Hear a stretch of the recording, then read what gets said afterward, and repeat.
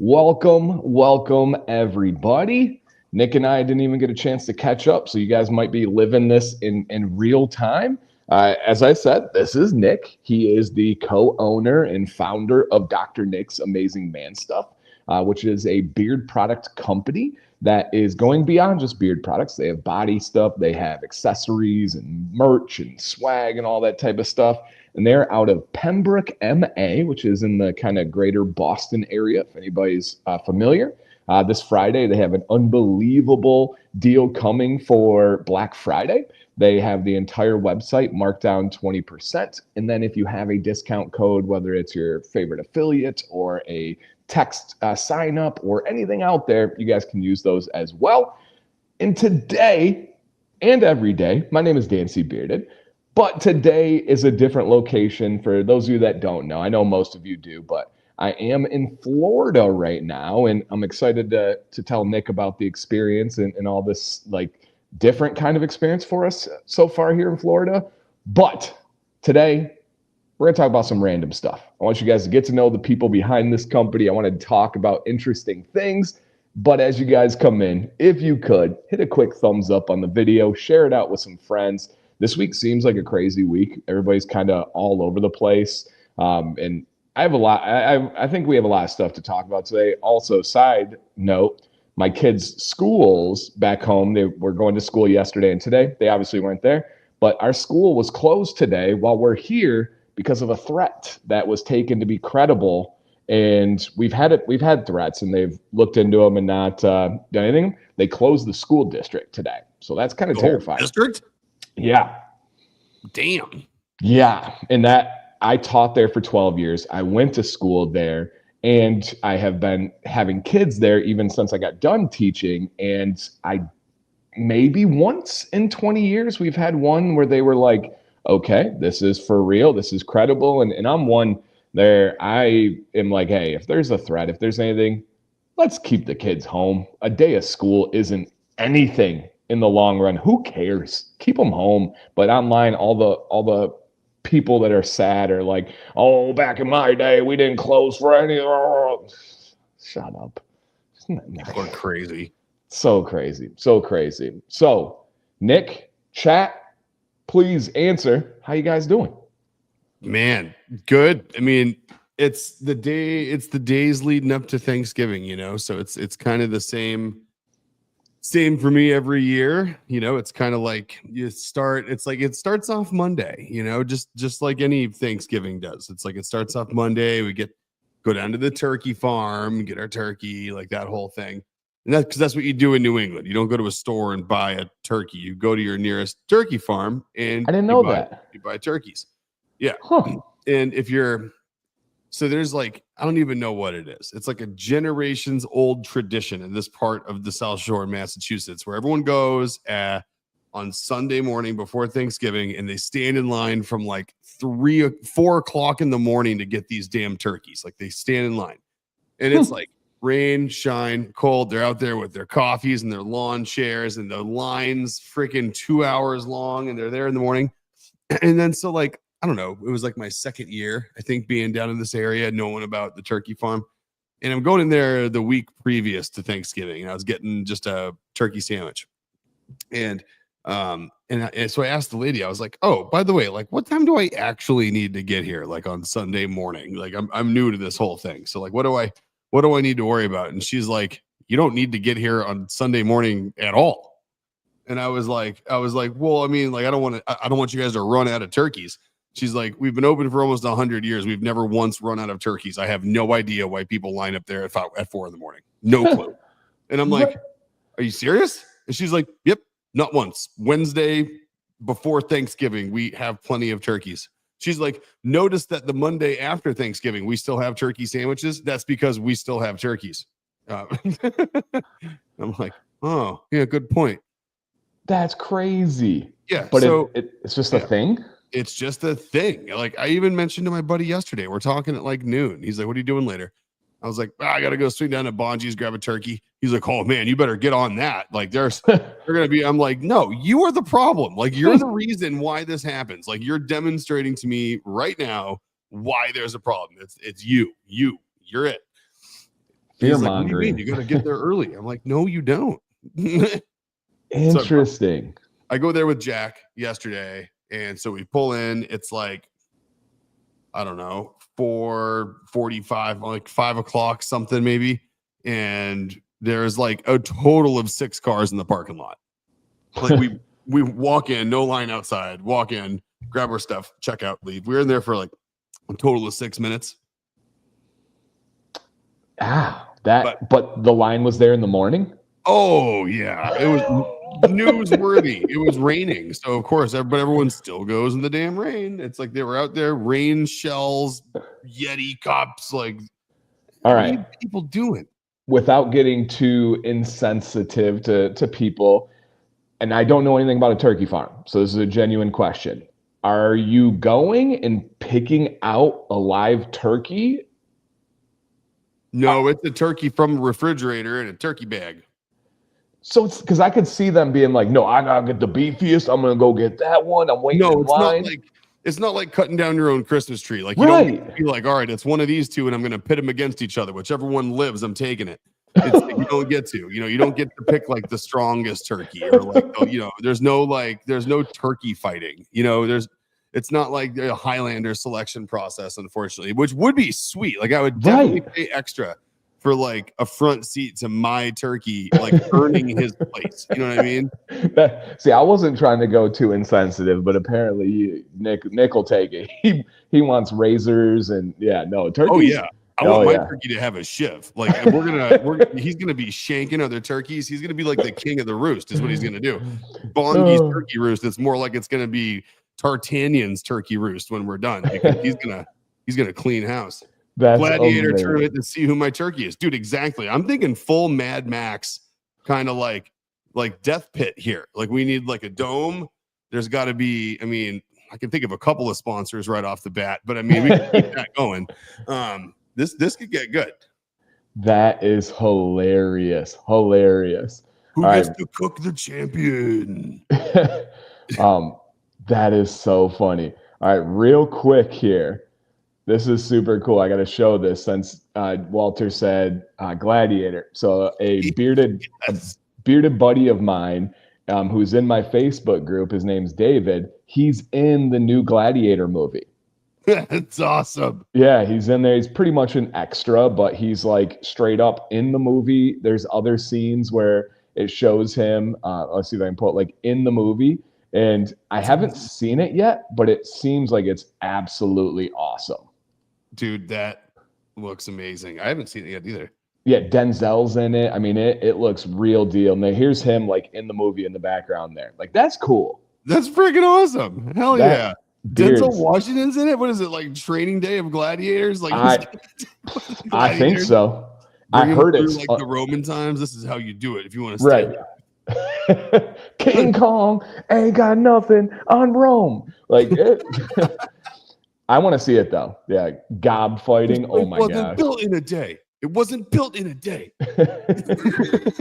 No pardons given. But if anybody's seen the new Gladiator, please let us know.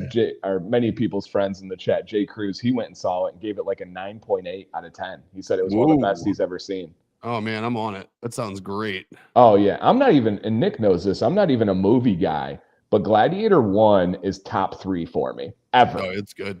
That was a winner. Are you not entertained? Like the whole history behind it. So yeah, was that a Malibu's Most Wanted reference? Chapstick or traffic, looking for my chapstick over there. Yeah, it's a Ford Maverick. That's a great movie. Unbelievable. Okay. Dude, Malibu's Most Wanted was amazing. Oh, unbelievably great. Like, what happened to Jamie Kennedy? Like, that dude was electric. Whenever I gotta make fun of my son, I'm like, don't be Marshfield's Most Wanted. Like, just don't. Oh my gosh. Oh, he doesn't get it. You know what I came up with yesterday, and I'm actually gonna do it, is I'm gonna put on. I'll actually contact you, Nick. We'll see. We can see if there's a little symbiosis here. But I'm putting on a Southeast Michigan comedy show. Aha. Yeah. So if you guys know Sam Talent, he's a comedian. He's done Kill Tony a bunch of times. He lives he's a buddy of mine. He lives like 30 minutes from me. And then I have 2 other very close buddies from my town that do comedy. And they met at a show recently, and then they're all like, "Oh, you know Dan? Oh, you know Dan? You know Dan?" So they all messaged me. They're like, "Hey, I met your buddy. I met your buddy. I met your buddy." And it was like the Spider-Man meme, and That's I was hilarious. like, why don't we just put this on together? I was like, I have zero interest in making money. I don't want a penny. Like literally 100% goes to the comedians. But if I can have a fun night, connect people, and put like Dancy Bearded and like Dr. Nick's on like a banner and stuff. Hell yeah. I will sponsor the hell out of that with you, and I'll come help MC it with you. That'd be amazing. Oh, don't you freaking dare put that on me. Come sir. on, don't put that evil on me, Ricky Bobby. Do not put that thought in me and you bantering at the comedy. Oh my If there's God. a comedy show, I'm kind of wondering how it's even going to be optional if both of us aren't there emceeing it. Like that would just be silly. That didn't even cross my. Oh my. Hey, look at this. Yes, yes, yes. Yeah, because that's going to be our foray into the Tony Hinchcliffe world. That's what that's going to be. He's going to, because Tony's going to see his buddy Sam Talent at this show. He's going to see it. Sam's going to tag him in it, and then Tony's going to be like, "Where the hell have you two guys been? I'm getting them on a panel. Who are they? Let's bring them out. Let's talk about beards." So it's going to be our first foray into the comedy world, Dana, of many. Do you know how real that is? Like how real, like Tony being like, going to happen. I see the dots connecting right now. I mean, that's how the dots connect. Those are the two biggest beards I've ever seen. Those are the two most American men I've ever seen. We need them on the panel. Wow. And then my next step. And then we meet Joe Rogan. Yeah. That could be it. This is our entry to Joe Rogan. Yeah, just let me know when that's happening. I'll be there. That sounds great. Let me know what you need from Dr. Nick's too, because we'll be happy to put it part of the, if there's a piece of this that we can contribute to, we're in. Oh, I think so. We just got to come up with a name, and then it's presented by Dr. Nick's and Dancy Bearded. And I mean, I've literally already talked to the comedian. Sam and I talked for a long time last night, and he's already plugged in his manager. It's not just like talk. Like we're doing this. That'd be so fun. And I mean, that would be a lot of fun. Like I could just imagine emceeing a comedy show and the banter that we get to have between sets of that sort of thing.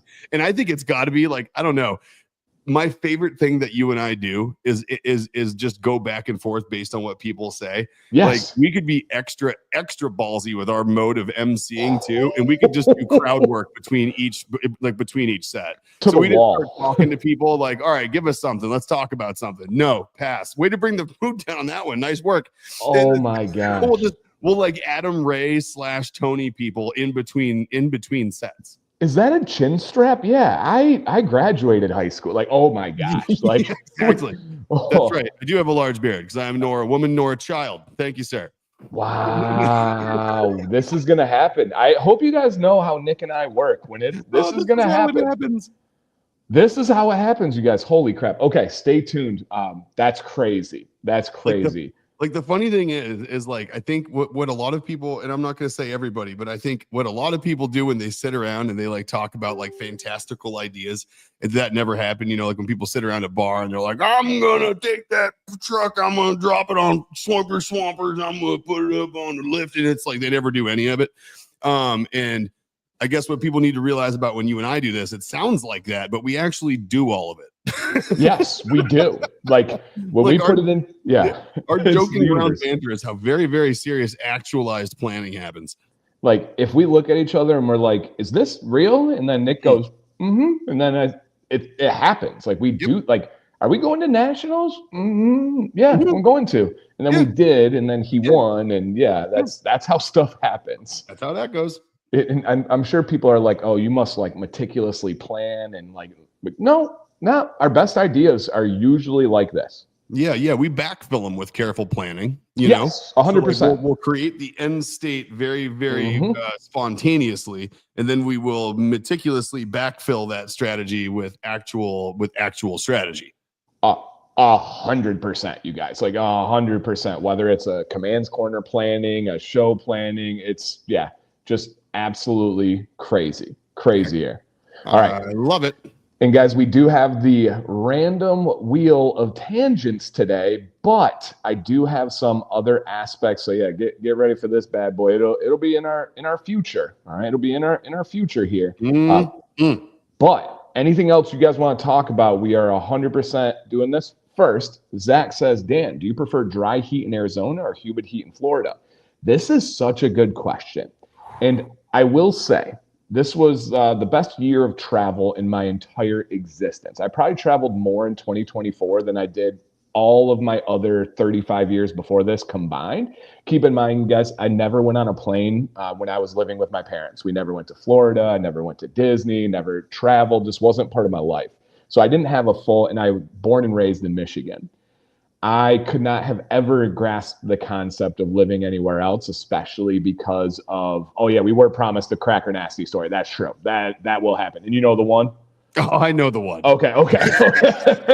we did have to proof this one, guys. I actually have two. I have two brand new, really, really good ones. And I am in Florida, so I mean, we have to. And I got to talk about this. Says he's going to be there at your Airbnb in about an hour and a half. By the way. Oh my gosh. I got it. If he, oh my gosh, please don't tease me. Stop. Nick, you're getting me excited today. Calm down, buddy. Easy. He's in Honduras. You're safe. Oh my gosh. Okay. No, I am. You never know with him. All right. With this, God, I have so many things I want to talk to my friends about today, guys. Jeez. All right.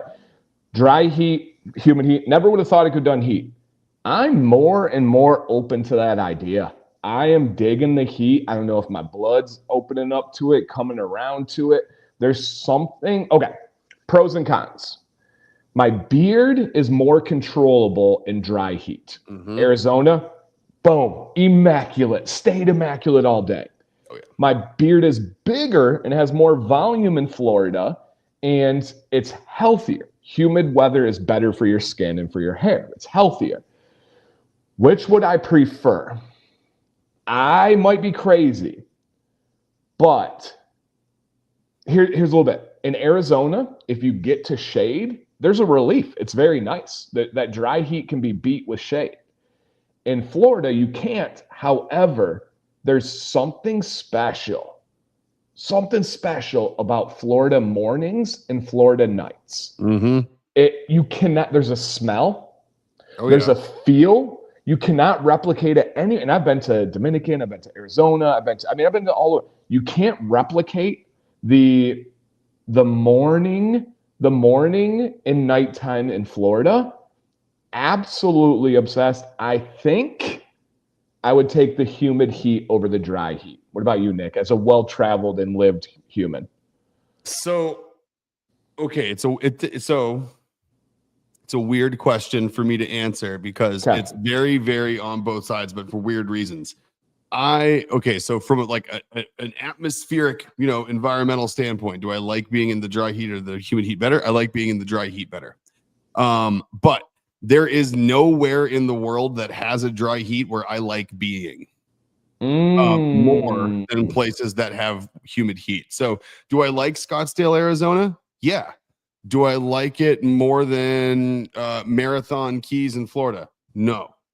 Do I, is Reno and like Tahoe cool? Yeah, love them. But do I like it better than like Kill Devil Hills or like, area out in like, like out in like, North Carolina on the coast? Like not at all, So it's like, and I take my, the Hawaiis and the Puerto Ricos and the Costa Ricas, right? In all of the places that I like to go are humid, hot places. So, but it's weird because I do like the dry heat better. It's just, unfortunately, the places and people and things that I like being around and doing typically exist in wet, humid areas. Well, the wet humidity is a byproduct of why you like those places. Exactly, which means I have to embrace it to a certain level, because it's what creates the things that I like to do in those places. Now, I will say that I cannot stand humidity if I'm landlocked. I got to be next to water. Like I got to be like, it's got to be a watery area.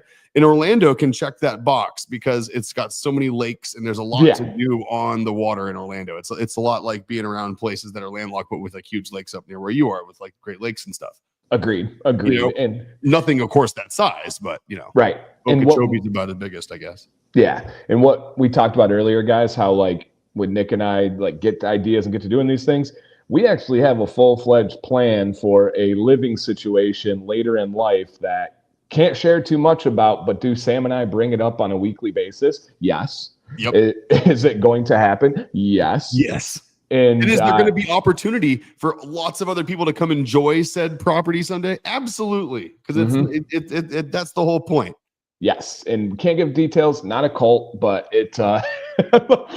Is there an opportunity for you guys to come join and work? No, we. No, if you get in on the ground floor. Yes.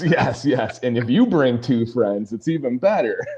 No, we have some plans and some thoughts, but yeah, good points here all around. Can't get away from Arizona heat in the summer, and summer's the real sticking point, right? No pun intended. But even so, I've talked to Arizona people, I've talked to Florida people recently, and one of the things for me was like, do you have less seasonal depression? Because like in Michigan, we have gray winters, you don't go outside, and a lot of them were like, maybe, but it's pretty much flipped. You guys don't go outside in winter. We don't go outside in summer. And Right. it's just kind of like the opposite. And so it's like, that makes sense. And they're all like, we just go from AC to AC to AC. That's about it. Yeah, it's like, and that's what it is. Like I lived in Palm Desert for a while, and when I was really young, like right before we moved to Hawaii, so like 4th grade, I guess, and it was crazy, man. Like Palm Desert was nuts. Like you did not go outside. You went from air conditioning to air conditioning, just like you said. And Yeah. like even if you're golfing, like every 3 holes, there's like little shelters that have like misters and stuff running in them, because you'll die out there playing, golf out in the desert. It's gorgeous. Wow. This surprises me. G squared. So G squared's in the Pacific Northwest. He just looked it up and says we get more than 30 inches of rain a year in Michigan. They only get 7 to 8 in Washington. Damn. Wow. I had no idea that there was a part of Washington that was that dry. Yeah. Ooh, Jill, let us know, please. That'll help me, because I've had about 37,000 people asking about, like, today, peppermint rosemary beard wash. Any chance, Nick? Today? Yeah. Oh, yeah.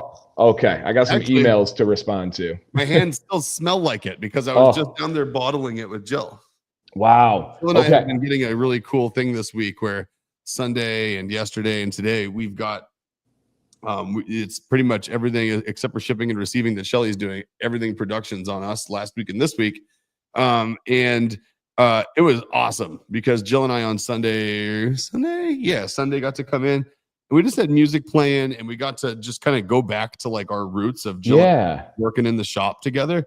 And man, it was cool. Like it was, first of all, not to knock anyone else who does anything with us, but it's like it's just so funny when Jill and I both get back on one of the tasks that we've like since delegated, and it just happens like really fast, and it just flows because her and I just know it so well.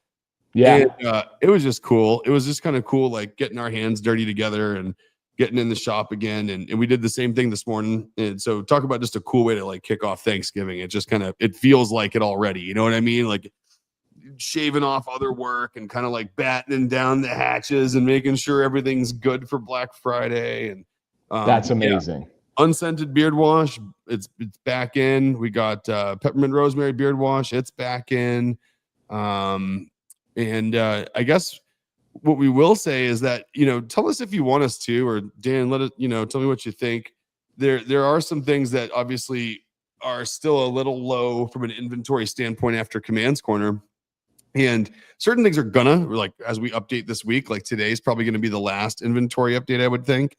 But there's certain things that are going to be low, but we're not out going into Black Friday, but certainly aren't going to last through the sale, I don't think. Mm-hmm. So I was thinking we might want to just let our crew here know, like maybe what some of those things are as we start putting it out on Instagram. Maybe you guys see that before anybody else does, usually anyway. So hit them for sure. I think this is our group, our people. They're investing time, so let them know. Yeah, it's like just in case you want, there's something that you for sure want to get, and it's on the list of things that are low. I don't want you to get on at 2:00 in the afternoon on Black Friday and see that it's sold out. Yeah, absolutely. Wow. Yeah, I just responded to 2 emails. People have been like urgent over the unscented and peppermint rosemary beard wash. Yeah, thankfully we had a little bit of a seasonal snafu with some supply chain stuff on the washes, but for this foreseeable future, there shouldn't be any outages in the beard wash lines. We're doing good. Yes, awesome.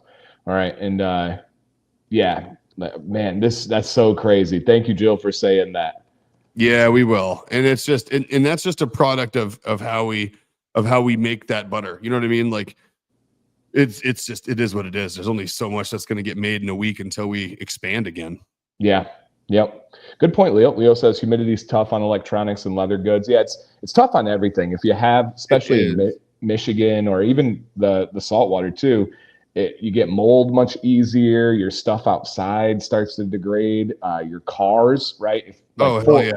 forerunners are huge, and the biggest thing is the undercarriage. You don't want to rust. And Yep. then when they post pictures of like rusted forerunners, they're like, "Oh, let me guess, you live in Florida. You live in." They say these humid areas, and everyone's like, "Yeah, how did you know?" They're like, "It's just humidity that just eats it up." Dude, when I was buying my K5 and I was like hunting it down over the, past few years before I got it, I was working with this broker out in Kansas City who I ended up buying it one from. But he was like, all right, he's like, I got auctions in all these states. I'll send you a list of which ones I monitor and this and that. You tell me which ones, and I'll send you updates. And he sends them over. And I'm like, basically, I'm like, you can just draw a line for like anything that's like south of North Carolina on the East Coast, anything that's, I'm like, no Florida, no Alabama, no Texas, no Georgia, no South Carolina. I'm like going through all the states I don't want for a car. I'm like, preferably I'd love like a Northern California or like a Central Texas truck is kind of what I'm after. And then in Michigan, we do salt our roads in the winter. Yeah, so it's like a huge thing to get them sprayed and get them treated before and after winter to be able to maintain them. Because it'll eat up the bottom. You see a lot of rusted out trucks in Michigan. Oh, dude, it happens quick. You gotta do it. Again, my favorite trick when I first moved up here and everyone laughed their asses off at me. There was two things that got me laughed at pretty good by my first neighbors in New England. One, the first snowstorm we had, I was using a leaf blower to clear my car and the walkway outside From my Hawaii. house. Yeah, I moved here from Tampa. Yeah. So like I had my leaf blower still, so I'm sitting there like leaf blowing my car, and like I got my neighbors standing out there drinking coffee, like, look at this freaking guy. And then I think that what was I gonna say? The next one. Something you just said reminded me of it. Now I totally forgot. The salted undercarriage, right? Oh yeah. I used to put a sprinkler in my driveway and turn the sprinkler on and just drive over it when I got home. You told me that. I forgot that. That's brilliant.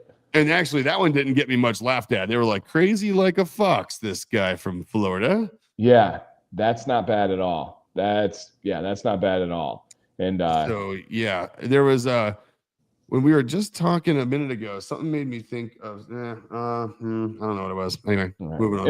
It'll strike you. But Timothy says, I finally got my peppermint bark oil, and oh man, it's like walking into a Christmas bake shop. Great job, Jill. Hell yeah. I'm wearing mine today.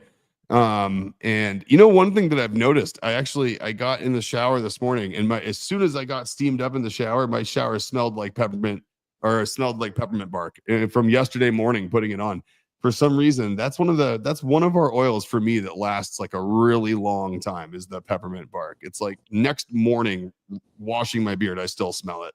Interesting. Yeah, it does have a little stick to it. It does. Same with like 21, it sticks around because the guasha wood in there, it sticks around a lot longer. Yeah. So it's like there's a couple of them. 18, I'd say probably is next on the list. It's like our citrusy stuff that dissipates the fastest, but the richer stuff, especially things that have like those darker notes, the chocolate kind of cocoa notes and the creamy stuff, those tend to last pretty long time. All right. I cannot believe we're 30 minutes in and I've got a laundry list of items, and Sam would absolutely murder me if I went longer. So we are going to hit this. I got some stuff from you guys here. And Jill, thank you for those updates. If you guys have questions about products or stock, Jill's in the chat. I'm typing away helping too, so don't hesitate to ask. G Squared says, Dan, Nick, did you see that Chiodos are touring and making new music? So Nick, I don't know if you know this random fact. Do you know my connection to this band? Yeah, Jill reminded me of it. You went to school with one of the guys, right? Yeah, so I went with Craig Owens, and I actually recorded a song with him and a rapper, named John Connor. Now, my level of involvement on the recording is you can hear me in the background pretty much ad-libbing. That's about it. He lit his house is 3 minutes from my house. And everything, but I don't know anything about it. I don't follow the music, to be fully transparent and honest, but I'm super happy. They are legends in the state of Michigan. I'm not sure like how prolific they are outside of Michigan, but legends. They're pretty big in the Northeast. I mean, that's like, I feel like that's one of those things. Whenever it gets big in Michigan and that kind of area, seems to skip over New York and land up in the Northeast. It's like I whatever, can see that. like New York's like, oh, you guys thought it was cool first? No, we don't like it then. Yeah. But it's like, that's how New York is about everything. John Connor, not from Terminator, but John Connor with no H. He's a rapper out of Flint, Michigan.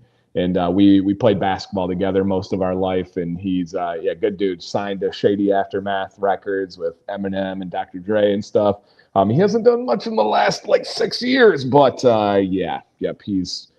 a good dude. Great rapper. Oh, yeah. Great rapper. All right. This is a perfect opportunity to give a PSA to our closest people and friends of the company. JB says, my order from Command's Corner, so a week, 8 days ago, decided to travel some extra throughout Florida, USPS playing games. You guys, JB's the man. I know he's just saying this was some fun, but 'tis the season. Mm-hmm. Packages are going to do some trips. Packages also, if you guys notice, shipping might be a little bit more expensive. Why? Because they bump up the rates every year at this time. They just recently did. Do the beard companies make more money when the shipping goes up? No, they don't see a penny of it. Literally not a penny. Nope. So, just know that the shipping rate is out of their control. And then also, packages are going to be a little bit slower and a little bit more unpredictable. I'm sure Dr. Nix will get out some content, as I write a note down right now, as kind of a heads up to like just be aware of this. I feel like we all forget, and then the holidays get here, and we're like, "What the? Right, holiday shipping." Use UPS. It's I know you're going to pay an extra $1 or $2 for the UPS, but if you just don't want the frustration, so here's the thing: if you're willing to deal with the delay and you're not in a hurry, save the couple bucks and get the USPS. Yep. If you're one of those people that's like, this holiday is going okay, but I feel like if I had a little more stress, I might not be okay. Then don't use USPS. If you're like, I'm not in a super big hurry, but I also don't want something else to obsess over if something goes sideways, use UPS. Like your sanity and your time checking, tracking, and on hold with USPS is worth the extra couple bucks for UPS, in my opinion. You're hitting the sweet spot here, Nick. I was expecting a package here at the Airbnb yesterday. And were you? Where is it? Return to sender. So weird. Yeah, crazy. So I called up to the Kissimmee U.S. Post Office. I actually got through to a very helpful lady, but it wasn't at the annex where this was being taken place. So she gave me 3 phone numbers to call, and one of them was the general one, and then 2 were managers' numbers, none of which have a voicemail, none of which ever stopped ringing for the several hours and multiple times I called this morning. I just love USPS. I just love it. It's so fun. It's so user-friendly. There's just a couple and listen, I know there's people, I know no disrespect to anyone's relatives, family members, or pensions. But I swear there's just, there's certain things that are going to be on the chopping block from a federal budget standpoint in the next decade here that I'm just kind of going like this week. And yeah, we know it can be done different. We know it can be dand better. Greg has a package that hasn't moved in 25 days. Dear goodness. USPS too. Of course. Oh man. It's so yes, JB, we feel you. Thank you for that little reminder that 'tis the season. It's going to the season. Yep. Just give a little grace to the companies, you guys. It's again, they do everything that they can. Even companies like Dr. Nix that kind of like grease the wheels and help out the post office and make it all nice, Just the season. All right. Next topic. We are in Orlando. Someone asked earlier, well, what are you doing down here? So every year we go on like a little trip because of Thanksgiving and Sam's birthday. So Sam, if you guys don't know, she just turned 34 years old. Today? No, it was 2 days ago. Okay. So, 2 days ago. And so Sam turned 34. And so happy birthday, Sam. In case he hasn't heard it any other way here from Yes. And so we always do a trip. We went to Washington, D.C., I think last year to visit my sister. We go wherever. Well, we knew we could not. We love Disney. I know a lot of people hate on Disney. We're a Disney family. We enjoy it. but it wasn't in the cards from a budget standpoint to be able to do that. But we wanted to go down to Florida. We wanted to get away from the snow. We had snow, we have frost at home. We wanted to experience other aspects of Orlando. And for our first time, we are at an Airbnb resort. Now, let me explain. And some of you may know, I wish I had the freaking map right here, but there are hundreds of townhouses and then like condos. Like we're in an attached condo. So that wall over here is another house. I don't think anybody's staying there. And so they have all these things. There's 3 bedrooms. There's 3 full baths. This is a living room. There's a full kitchen here with a microwave, a stove, a dishwasher, a full-size fridge, cabinets, all that stuff. This, if you can see the little thing, is a pool. Every single one of these have their own pool. And it's unbelievable. There's a full-fledged like clubhouse pool that's massive that has water slides.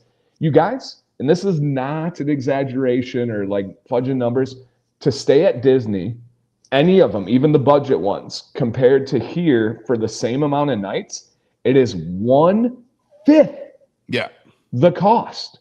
This is less than a hotel per night for us to stay in. I would be actually surprised if it was actually only 1/5, like, and not more of, because think about the resort fee, the parking, when you're like, oh crap, got to go get the thing from the Sundries station and get 3 $40 sodas. Oh, you know, I mean, all considered, way more than 1/5. Yeah, it's like you're probably even less than that. We went to Walmart. Like we have food on the counter right now, and like everything in it. It's don't mark my words, but I don't know if I like Disney more than this. This is pretty damn sweet. Pretty freaking sweet. You get the relaxing, and you know what? It's funny, man. They built so many places there in Kissimmee outside. And so many of them went just completely unoccupied from people buying them. It's like the builders made so much damn money that they were just like, I don't know if anyone's going to buy these. Stand up 300 of them. Yeah, and it was like, I'm going to. I'm going to buy one of these because it's all property management. Nobody's here. They have cleaning ladies. They have a full crew to do everything. They don't even need to check out them. No, you don't need to do anything. You literally buy it and you just sit there and build equity. So this one right here, I looked up, it's under $350K to buy. Yeah, it's nuts. What? Like you can literally just sit there and build equity $250,000 at a time. 100%, and you can leverage it for debt. And if you guys know business, debt is leverage, and you can use that. Like there's so much. I mean, maybe 3 years until you're cash flow positive with something like this. Oh yeah, easy. If that. Some of them.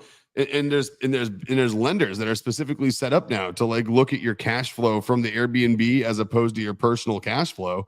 So they don't even market it from like an income standpoint. Crazy. So we're in love.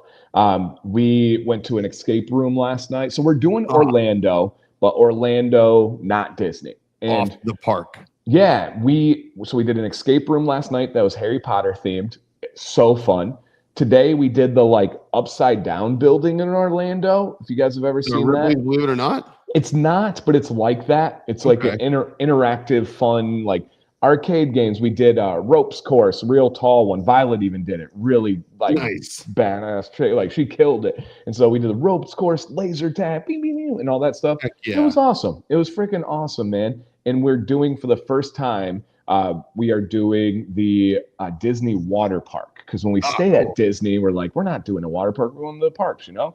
And so, so we're doing the water park on tomorrow. And then for Thanksgiving, here's our little Disney hack. We are going to Disney Springs, which is free parking, free stay, you know, all the restaurants, all that stuff. We're taking the Disney transportation over to the French Quarter where they have gluten-free beignets that we always get. And they're doing like a turkey gluten-free dinner there. We don't even need to stay at Disney to go to the resort and eat all the food and all that stuff. So that's what we're doing for Thanksgiving. Oh, dude, that's awesome. That's like the best of both worlds for sure. Yeah. So have you done something like this, Nick? Yeah. Oh, what? Well, I lived in Orlando for quite a while. I mean, like the Airbnb resort, like it's a gated thing and everything. Have you ever done an experience like that? So oddly enough, yes, but not as an Airbnb. I lived in a development that was being taken over and turned into one of those developments. And I was one of the last renters of a leased house. So like literally the whole place got turned into Airbnb, or like the early stages of it. It was VRBO, I guess. Yeah. But it was like, it was essentially that. And they turned part of them into timeshares, and they turned part of them into VRBOs. So yes, but I actually lived there.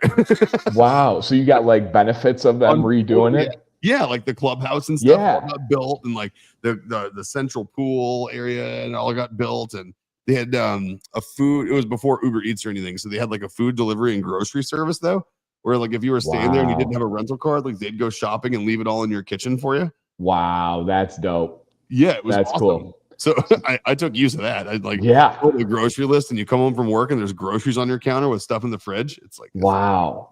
Yeah, so I've never experienced this side of like vacation travel. I'm here for it. We have space away from the kids. It's super cool. So as far as that goes, as far as the neighborhood, the resort part, you know, again, lived there on accident. But as far as Airbnbs go, Jill and Jack and I actually have not ever gone on vacation together and stayed in a hotel ever. Oh, nice. Yeah, I'm so, you know, I would say, once Airbnb really picked up, you know, like back 2018, I don't know, I guess 2016-ish. Whenever I'd go down, like I was doing this thing where it was like every other week I was in Philadelphia, and then once a month I was in Portsmouth, New Hampshire. And I just started staying, instead of expensing hotels for work, I just started expensing Airbnbs. And then when I travel around for big projects, like that story I told that time that we got caught in the tornado in Austin. Oh yeah. Like that was an Airbnb for work, but it was like this cool Art Deco house. And we had five engineers traveling, right? So think about it. You got 5 times $300 a night hotels. That's $1,500 a night. If you're going to stay in a Marriott Courtyard, right? All in separate rooms. Right. $1,500 a night. I rented this Art Deco Japanese style water fountain in the freaking living room garden of a house. And it was $1,250 a night. Yeah. And it was like walking distance from downtown Austin behind freaking Franklin's barbecue. It's like, oh my gosh, attached to the parking lot of Franklin's. Oh my, so you didn't have to, you were early for the line. I just got the guy. That was part of that story. I brought the guy beers, and he just gave me free brisket every day. Unreal. All right. And hey, man, thank you guys for hanging out. We have 40 people hearing us talking about vacation Airbnb. Amazing. Now you're in for a treat. Nick is going to tell you about Cracker Nasty. I'm going to set the stage here, guys.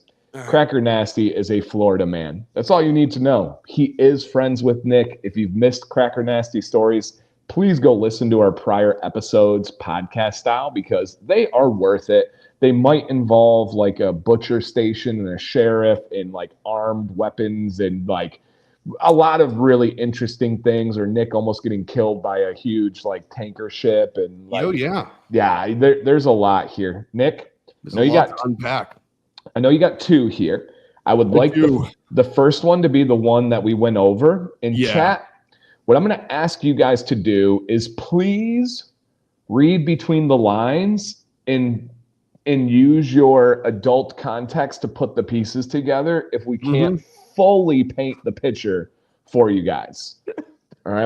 I'll preface it like that. All right. I will preface it like that, put the pieces together, and I would assume we're mainly adults here, so we'll be all right. And and again, guys, please hit that thumbs up if you did not, and thank you. Oh yeah, and also this. That's it. Hey. So I'm so stupid, but please, yeah. I have mine off. Please hit that thumbs up and enjoy these stories. All right, Nick, go ahead. Cracker Nasty 1. Dude, okay, if we haven't earned a thumbs up yet, I promise that we will have earned it after this story. So the best part is this. So this was like 3 weeks ago, 2 weeks ago. I'm sitting there, we're cooking dinner. It was on a Tuesday night after we did one of these, after we did a doctor's orders that day. And Jill and I were in the kitchen and we were doing something. And all of a sudden, I just started laughing my ass off, like out of nowhere. Like she's cutting vegetables. I'm like putting something in the trash. And all of a sudden, I just start cracking up. And she's like, what? And I'm like, oh man, I'm like, I can't believe I haven't thought of this one yet with the Cracker Nasty stories. I'm like, I don't know if I can tell it though. It's like super duper R rated, NC-17 stuff. And she's like, well, lay it on me. Let's see if we can obfuscate and make this, PG-13 at least. So I did, and we did. And I related to Dan. PG-16, I think we got it down to. Yeah. You got to drive. I passed the test. So, okay. This one's great. So we got so my friend Cracker Nasty, the nasty all crackers. He he used to come up with lots of interesting ways to meet women. He's a handsome dude, right? He's a good looking guy. Whether this guy's got extra 40 pounds on him or he's slimmed down and he's in like his sport fish weight in the summertime, he's always just been a good looking dude. And with the last name Hennessy, he's never had a problem with the ladies. We know House in the Keys and fun hobbies never really hurts either. So anyway, back in the day, he used to have all sorts of interesting ways that he used to like to meet new women.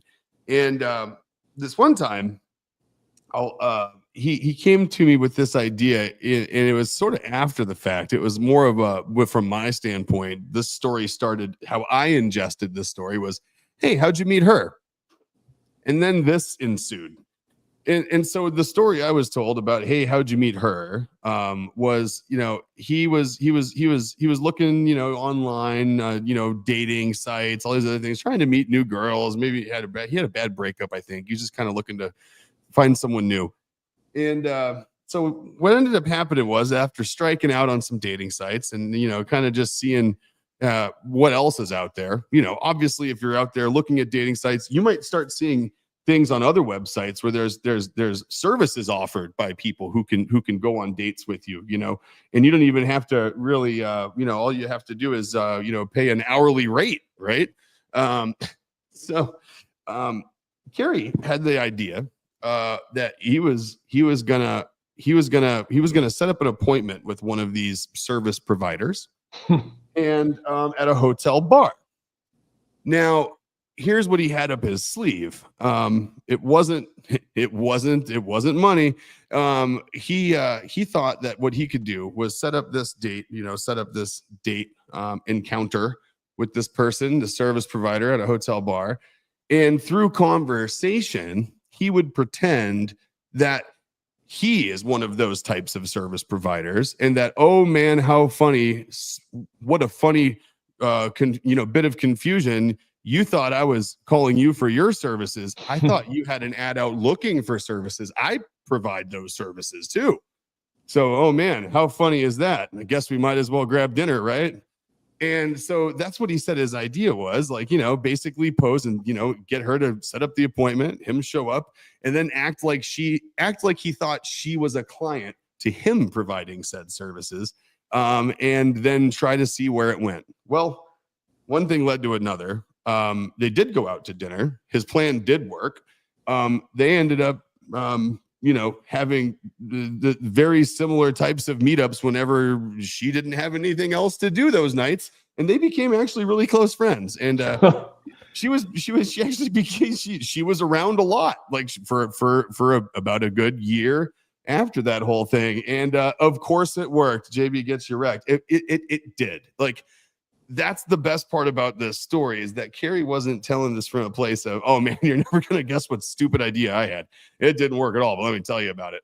It literally started front to back of being like, hey, she's cool. Where'd you meet her? Let me tell you how I met her. Oh my gosh. And just the thought of it being like, okay, she provides this service.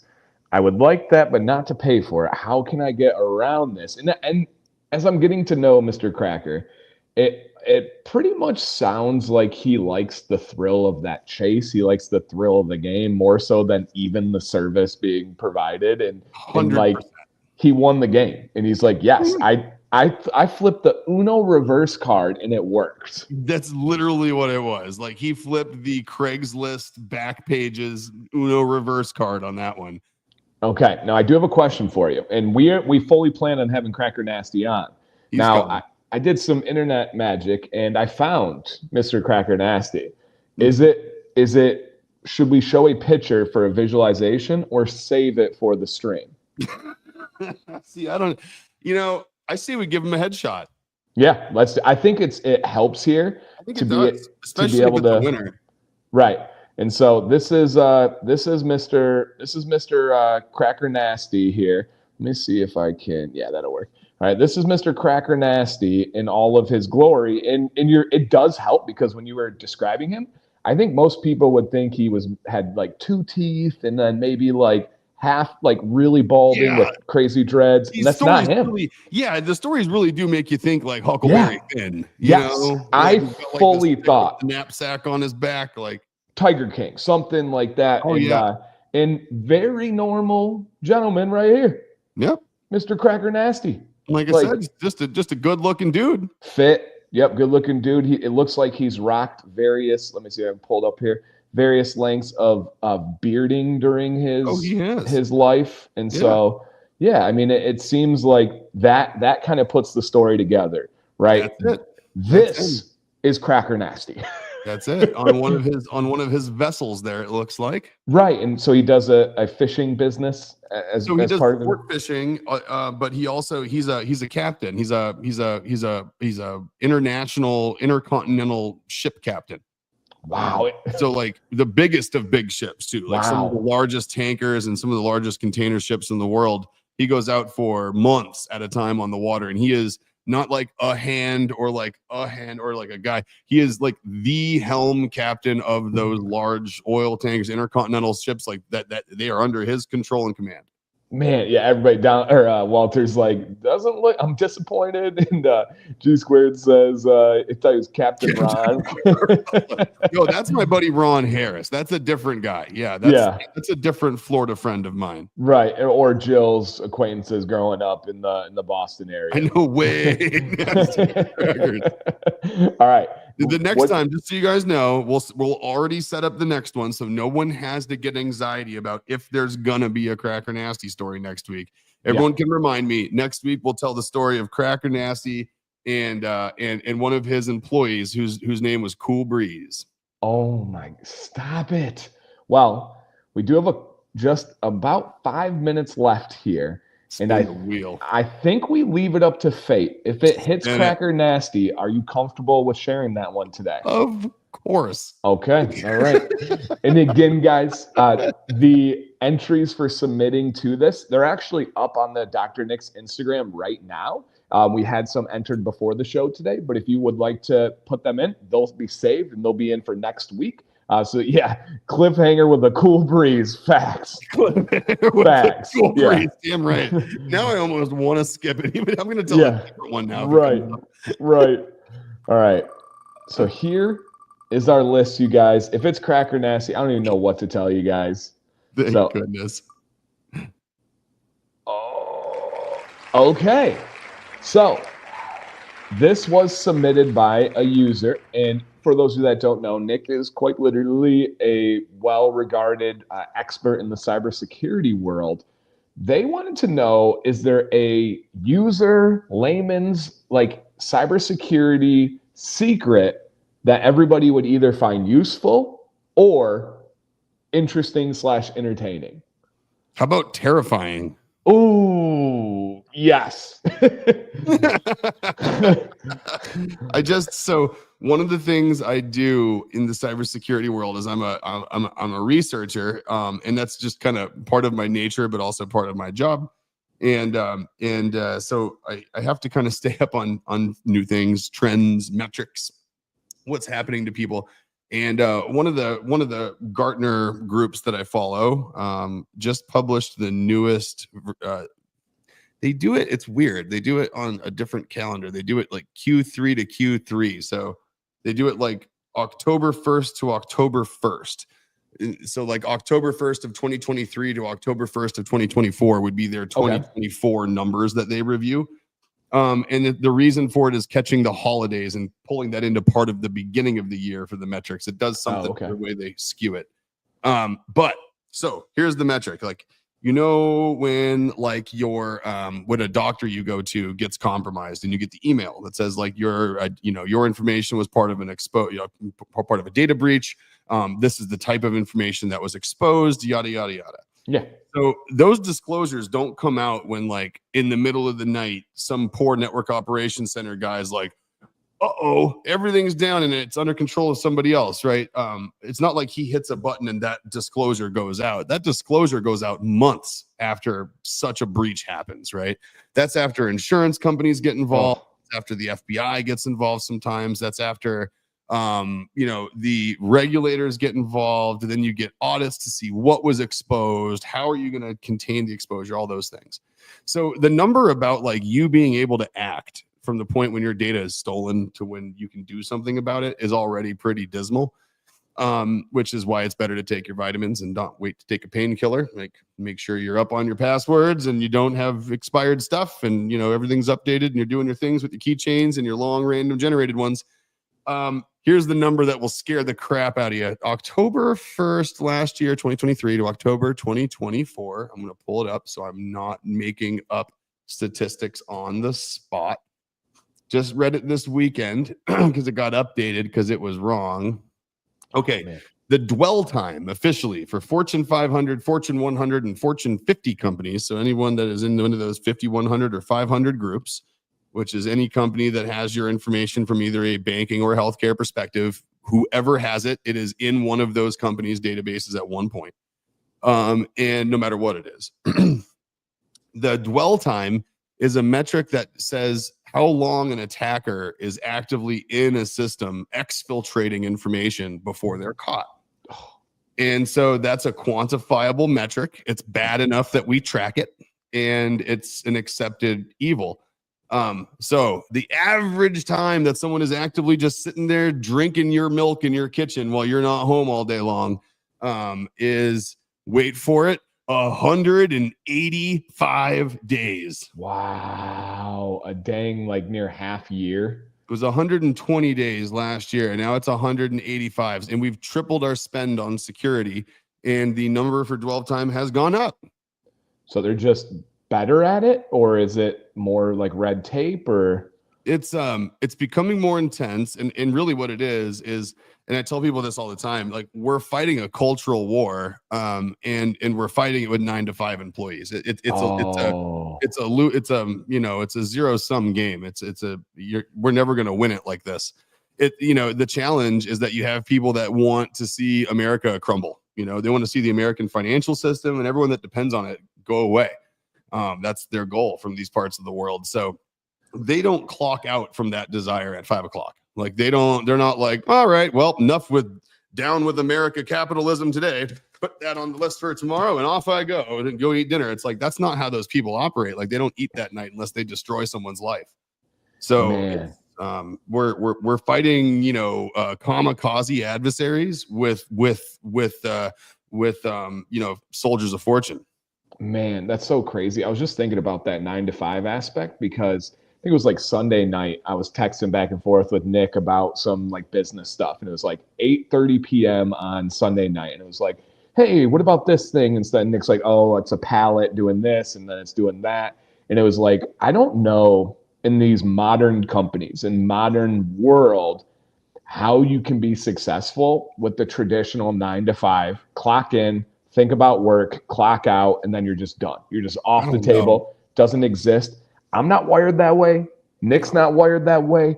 And it just seems like, and I fully get it, guys, mental health, you got to have a balance and separation. It's just different when you really care about something and when you really love something. I wish I could, sometimes it's the ability to be able to impact it. Like I've definitely cared about things working for somebody else where like I couldn't impact it no matter how much I thought about it after. Right. Hours. So you stop. That's one thing, right? But once you do have it in your hands and you're like, well, if it works, it's my win. If it doesn't, it's my fault. Then all of a sudden, like you're like, oh, okay, actually, I'm gonna have to. Interesting. And then side related note here, and then we'll wrap up on this one. I recently had like this award dinner for the entrepreneurs and all that blah blah blah in my area, and the guy that I sat next to was the former president of one of the big 3 manufacturing automobile companies in the United States. I can't say which one, but it was in Michigan.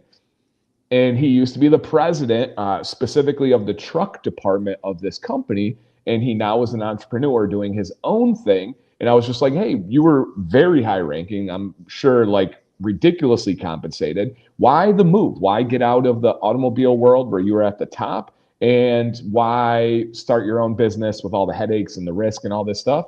He said, do you want the truth or do you want the answer I tell everybody? I said, I would love the truth. I said, I consider myself an entrepreneur. I'd love to hear these things.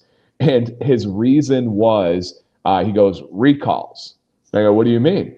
He said, when you see the algorithm behind recalls, it will make you question humanity. And I said, what? He goes, yeah, my former company has a full algorithm that runs the risk, the thought of how much money we could potentially be sued for, how much money it's going to cost us to actually do the recall. And we run those numbers. If the number of risk is lower than what we know it will cost us, we don't do the recall. We just take the lawsuits. Like, we assume somebody's going to die, the family's going to sue us, but it's about how many. And then they run that. So if you get a recall from a big company, it's because they're like, this will cost us less than dead people's families suing us. You know what's you know what's crazy? In addition to that metric, I've heard the underbelly of this specifically with cars before. And I don't know if he got into this, but there was also a calculation from the guy I talked to that said, if they look at if a thing is going to cause bodily injury to the operator versus whether the thing is going to cause death. And if it's going to cause death, it's typically less expensive to them than injury because the person who's injured isn't alive to chase them. He didn't say that, but that checks out. That makes sense. Can you imagine sitting around the border and be like, yeah, I mean, they're going to die. So actually, we don't really have to worry about them, I guess. What, half their families are going to come after us if they don't have life insurance? Yeah, all right. Don't even worry about it. Yeah, so he got out. That's what makes you question humanity. It's like actual human life versus dollars, and that just it happens. Yep. He took all of his connections. Now he's a parts middleman between the suppliers and the end destination. And he's like, I just know people, and that's all I do is I connect people. And I'm like, that's amazing. That's a lovely little business that he got himself in there. Yeah, that's amazing. But it sounds like what you were just talking about in like, we got to get this investigated. We got to go through this, and we got to wait till people are going out. And it's gross greed. It's terrible greed. 100%. Yeah, no doubt about it. So crazy, isn't it? It is. Well, you guys, we could literally do this for hours and hours, but we cannot. And so, yes. For Leo, hopefully he's still here. This is the thing I couldn't think of earlier. Is he still here? Yeah, he is. Yep. All right, Leo, check this out. You pointed something out earlier about humidity being tough on electronics. I was in a data center a couple months ago, and when I was working in there, I noticed it. I thought there was a problem with the HVAC. It was a little warmer than usual. It wasn't your typical data center of like no humidity and 50, 60 degrees, right? I just had to share this before we go. You're going to trip out on this. So it was at a facility that MIT has a giant presence in, and MIT and Google put their heads together and they did a study on the longevity of silicon in data centers. And they figured out that after all these years of keeping data centers 58 degrees with no humidity in them, they actually figured out that 70 degrees with 68% humidity is better for electronics in the long run than a dry, cold air room. So all of Google's data centers now are running at 70 degrees next to 70% humidity. And they're not even using their air dryers anymore for the ones that are out in the Silicon Valley in the winter. It's nuts. I just thought you'd get a kick out of that they finally figured it out, that like what we always thought was ideal for electronics actually hasn't been. That's so crazy. Today I commented, a guy was like commenting on my videos and he was like, oh, I'm disappointed that you didn't follow this and this and this. And essentially it was like generational anecdotal evidence is what I was citing. Actually, he came at Dr. Nick's too. And generational anecdotal evidence such as castor, right, where we don't have the most prolific scientific studies showing why castor oil can help wake up dormant hair follicles and help hair growth. It's just the money's not in it to do that right now. And so he's like, I'm so disappointed that you would lend this. And I'm like, I'm disappointed that you would dismiss literally generations and cultures of anecdotal evidence and people that I know with, and he essentially was saying the growth oil is a scam, snake oil, blah, blah, blah, just Yeah. internet So anything losers. that hasn't passed Yeah. the FDA has been lies up until now. Is that what it is? Literally what he's saying. And my whole Because concept. indigenous people actually have a lot more to gain than the federal government does for talking about how things work. Right? Hey, and that was my entire point. I said it's a funny thing how it ends up usually working. These things that have these like generational anecdotal evidence oftentimes check out to be true, such as there's this bird, I forget where it was exactly from, but this bird that we thought was extinct forever. They just found 50 of them. How did they do it? They used frequency to find the calls of it. Not only just to do that, it let them target it. They went and found the bird. They have pictures of it. And there was not just one. They haven't seen one in hundreds of years. And now they found over 50 of them in a population. Very loud, very huge, and super, super, super freaking cool. Yeah, 50 new bird. I forget the name of it, and I don't remember the kind. Forrest Galante just did a thing on it, and so and you know what though? That's all because there's like people out there that are still willing to go. Well, I don't know. What if we're wrong? Yeah, no, 100%. And it's like with that data center, I bet you there were a lot of people that were like, I think a little humidity might be good for stuff. Not too much to rust it out and all this stuff. Oh, so they're called night parrots in Australia. Let me see if I can find this image real quick. It's the most ambiguous name. It sounds like the fakest name for a bird in the entire world. Oh, night parrots. It sounds like a thing that you'd get that sounds like a Blythe. That sounds like something that would be like, oh God, what happened to your farm? You had a great crop last year. Oh, I got night parrots this year. It's terrible. Yep. No, so they thought for over 100 years it's been extinct, like named extinct, and they found over 50 of them. And this is like, oh, yep, they're here. So I have a feeling a lot of stuff happens like that. Like you just said, it's like, well, we always assume this, you assume that, and that's like eventually it's like, oh, okay, yeah, no, that was right, and it checks out. So that was just a funny little related moment there. Love it. Awesome. Thank you guys. Black Friday. Check out the deals. If there's something you want, especially that we mentioned earlier, it's not a game. It's not a FOMO. It's just reality. They're going to go when they go. So if you're waiting on peppermint rosemary wash or unscented wash or stuff like that, grab it before it goes, you guys.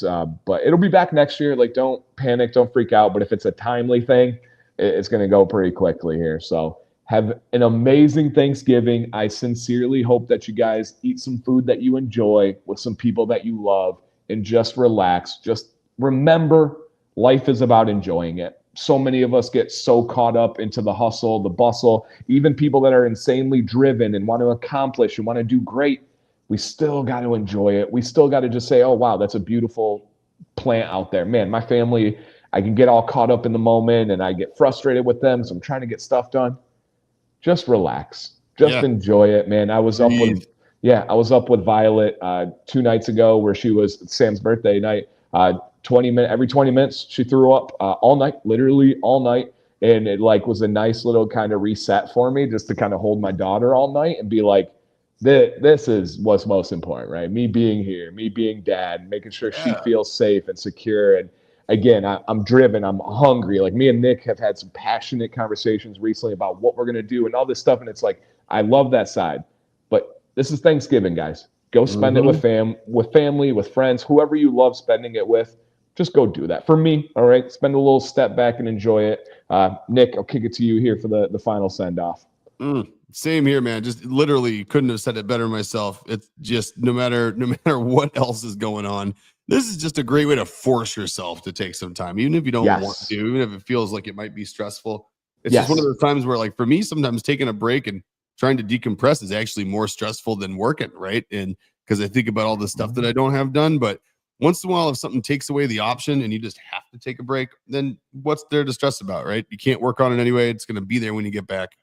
Go like Dan said, man, go enjoy some time with some people that actually matter. Yep.